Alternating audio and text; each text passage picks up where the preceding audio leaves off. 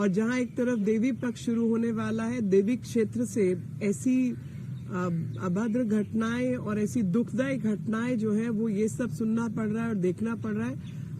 अत्यंत दुख का विषय है जिसमें एक लड़की की गर्दन काटकर पूल ऑफ ब्लड के अंदर खून के बीच में लाश मिली है जली हुई हालत में, ताकि उसका चेहरा ना पहचाना जाए। और ये 24 परगना बंगाल की घटना है और ये घटना याद दिलाती है किस प्रकार से लगातार महिलाओं के प्रति होने वाले अपराध जो है वो बंगाल में पाए जा रहे हैं। और ममता दी जो माँ माटी मानुष की बात करती थी, आज उन्होंने उस देवी क्षेत्र को बॉम्ब, बुलेट और बेटी के साथ अन्याय में बदल दिया है, जो कि इन सब चीजों से स्थापित होता है।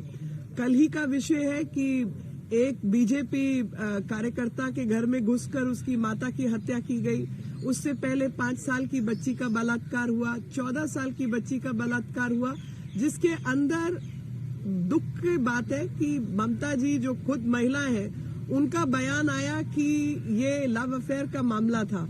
आप मुझे बताइए कि लव अफेयर भी हो तो कम उम्र की 14 साल की लड़की के साथ कोई भी ऐसी घटना हो तो क्या वो घटना रेप में नहीं आती? ये तो देश का कानून है और देश की में किसी राज्य की मुख्यमंत्री को देश का कानून भी पता होना चाहिए।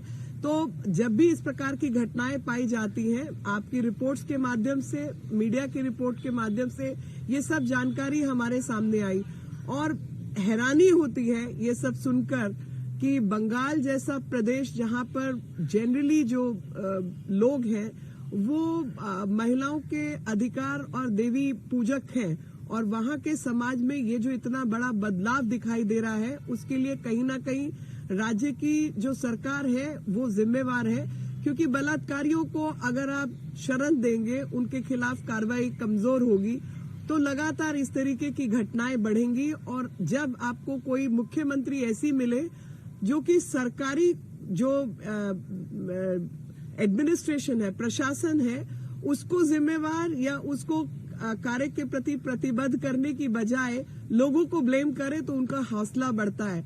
जैसे इस समय पर ममता दीदी ने कहा कि पॉपुलेशन बढ़ रही है इसलिए रेप का इंसिडेंट बढ़ रहा है, तो ये कहने से यानी लोग खुद जिम्मेवार हैं, ना कि सरकार या पुलिस के लोग जिम्मेवार हैं।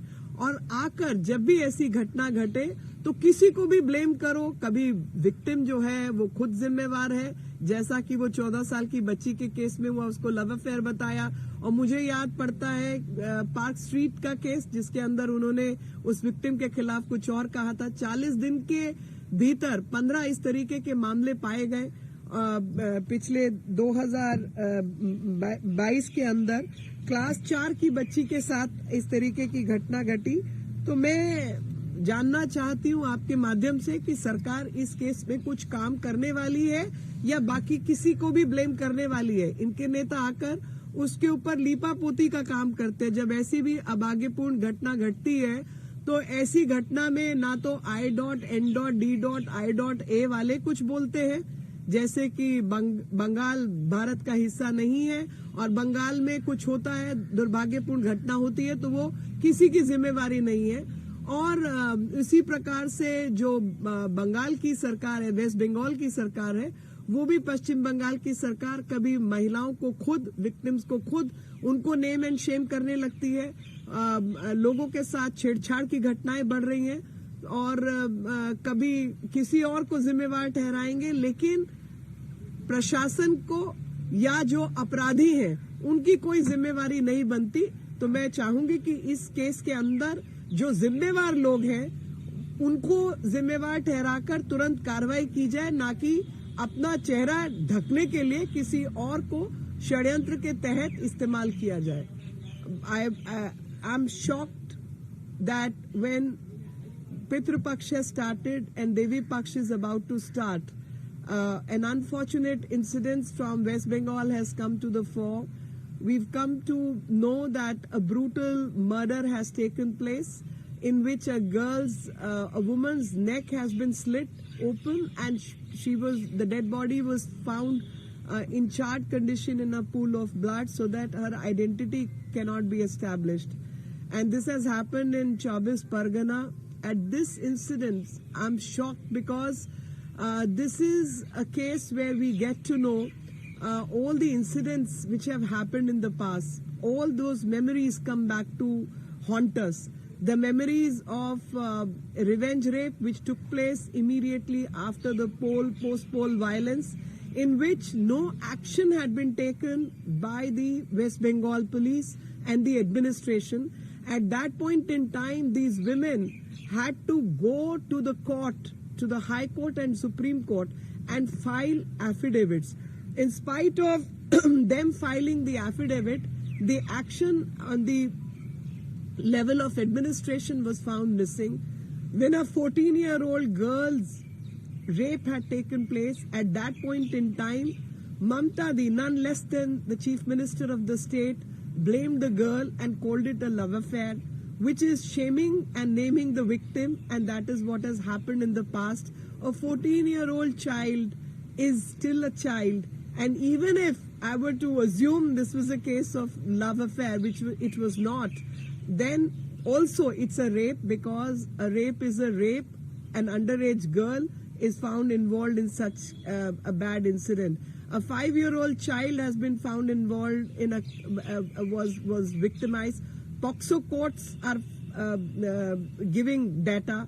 Through the media reports, we've also come to know that yesterday another murder has taken place where the mother of a BJP worker was murdered. All this is happening in a Devi Kshetra.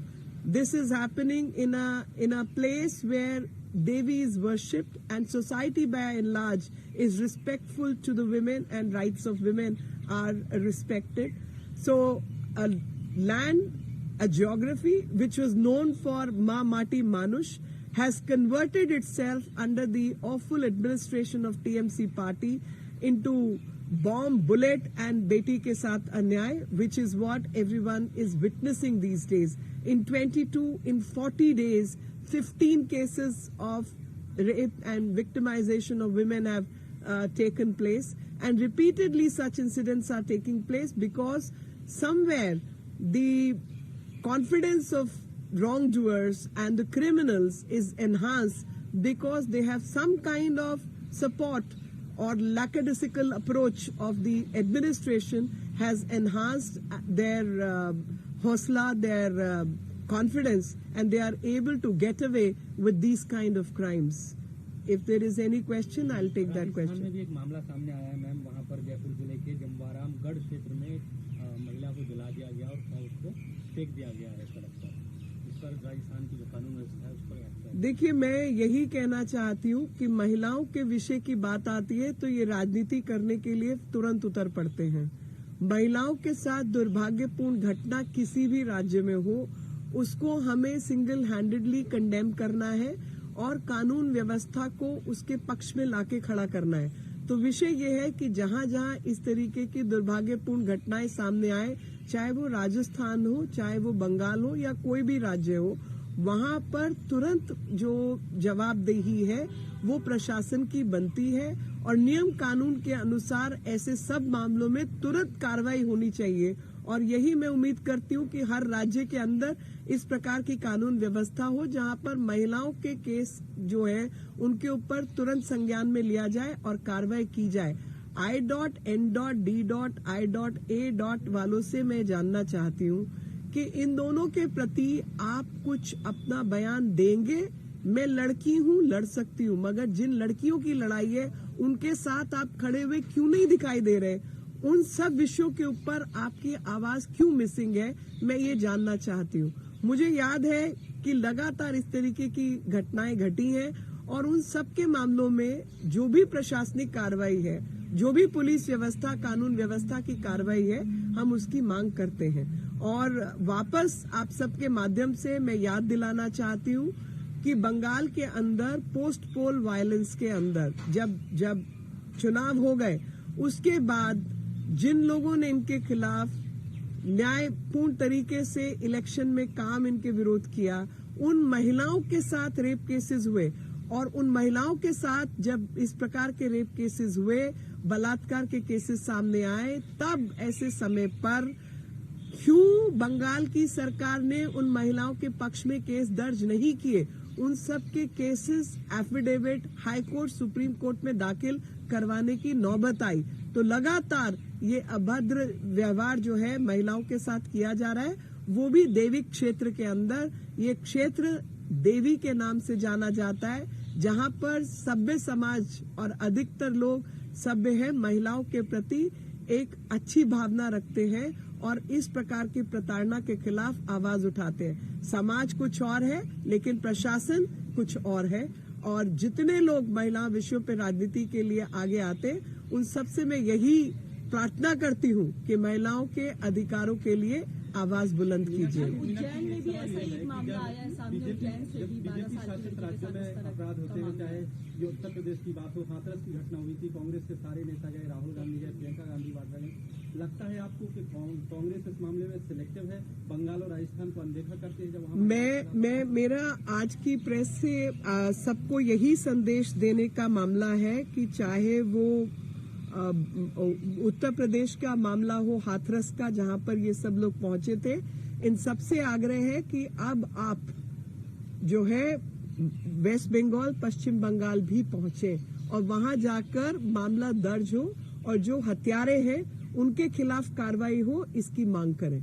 क्योंकि चाहे वो हाथरस हो चाहे कुछ और हो, जहां भी महिला के साथ उत्पीड़न हुआ है, प्रशासन से यही मांग है कि प्रशासन बिना पक्षपात के महिला विरोधी मामलों के अंदर अपना काम करे और तुरंत कार्रवाई करे। लेकिन जहां प्रशासन काम कर रहा है वहां आप हस्तक्षेप करते हैं, लेकिन जहां प्रशासन का एक लचीला रुख है वहां पर आप नहीं पहुंचते हैं। तो मेरी आप सबसे महिला के अधिकारों की जो बात करते हैं, सबसे एक ही प्रार्थना है कि कृपया करके बिना पक्षपात के महिला विरोधी कार्रवाई जहां हो रही हो, आप उन सब मामलों में वही मांग करें और उसी के पक्ष में खड़े रहें।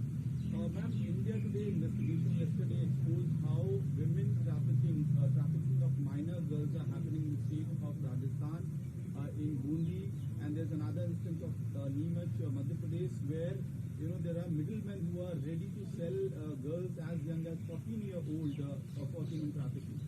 No, I mean, whoever is working for the cause of women, without getting into the detail, trafficking is a very, very serious offense. And I know it's happening in Chhattisgarh also. So all these places which have low income economy, these incidents have been happening. I want everyone, a task force be formed, and each police department from one state to the another come on board and coordinate their actions, because ultimately it's a question of rights of women, and it's a question of young children who will actually be an asset for this country, and we are letting that be wasted. So I think as civilization we need to be serious about this, and we must take action against all the wrongdoers, irrespective of whichever state this is happening in. There was a shocking case in Ujjain as well, in 20-year-old rape. She fell, in fact, unconscious. People didn't come out for help. She walked for 8 kilometers before any help could be. So my compliments to the ashram who came forward to protect her rights and took her to the hospital and took her to the administration for registering of the case. And I would expect society to be more kind to the rape victims, and also the administration came in action once the matter was brought to their notice. But I expect everyone to be kind to the victims and compassionate in all such cases, come forward and support the girls who are victimized by such things.